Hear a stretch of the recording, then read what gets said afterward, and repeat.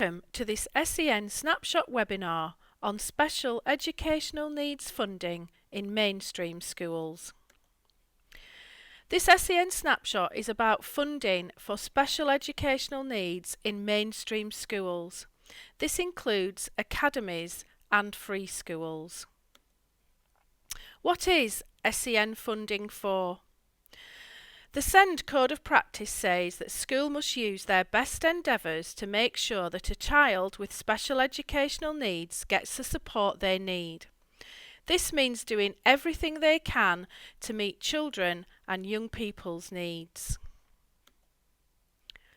Schools should use some of their budget to buy resources and make provisions for children who need additional help.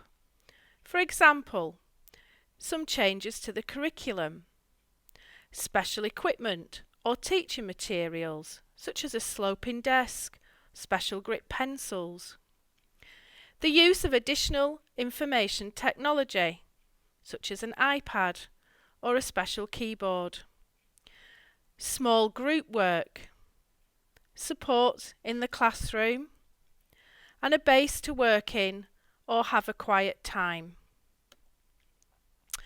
Where does funding for special educational needs come from? All mainstream schools have money for special educational needs support and resources. Schools can decide how to spend this money. This is called Delegated Funding. This part of the school's income is sometimes called the notional SEN budget. Funding for special educational needs provision comes from three elements. Element 1. This is the age-weighted pupil unit and is around £4,000 per pupil. All schools get this money for each pupil at the school, and it is part of the school's delegated funding. Some of this money is to make general SEN provision.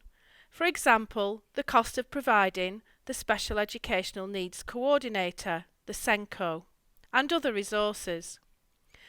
The local authority provides Element 1 funding for the school it is responsible for.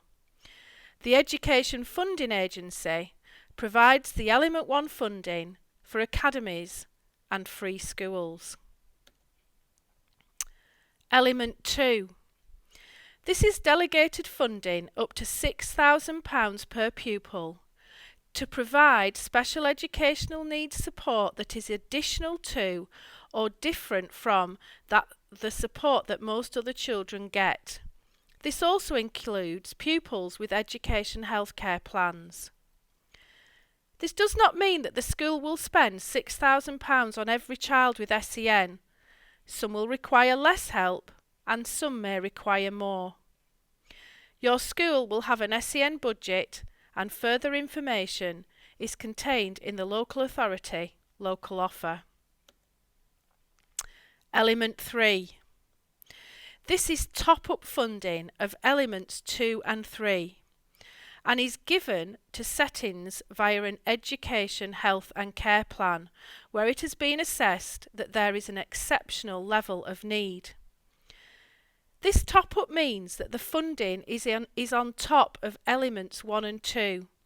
So the school setting is expected to provide the first £10,000 of a child's needs. The Element 3 funding tops this up to meet the needs in an education healthcare plan. It is used to make specific provision for an individual child or a group of children. It is used to fund special educational provision contained within Section F of an education healthcare plan that is additional to what can be delivered through Quality First Teaching. You can find details of how Element 3 funding is allocated in the local offer. Who manages the school's SEN resources? The Special Educational Needs Code of Practice says it is for schools as part of their normal budget planning to determine their approach to using their resources to support the progress of pupils with SEN. The SENCO, head teacher and governing body or proprietor should establish a clear picture of the resources that are available to the school. They should consider their strategic approach to meeting SEN in the context of the total resources available, including any resources targeted at particular groups, such as the pupil premium. School governors are responsible for the school's policy on SEN and how the resources are used. Every school should have an SEN governor. The head teacher and the SENCO ensure the policy is put into practice. The SEN information report on the school's website gives further details and how to contact the school SENCO. How can I find out what support and resources my child is getting? The first thing to do is to talk with the child's teacher or SENCO. Ask for a copy of any support plan in place. This support plan might be called an IEP, an individual education plan. It might be called a pupil passport or a provision map, and some schools use other titles. If your child has an education, health and care plan, it should set out the support and resources that are provided in Section F on the plan. Where can I get further information, advice and support? You can look at the school's local offer and the local authority local offer, and also the school's website. At Sendiass, we can also give you more information about SEN support and funding, advice about what to do if you are not happy with the support your school is providing, information about other organisations, support groups and information services that could help, information and advice about your rights to request an education healthcare assessment.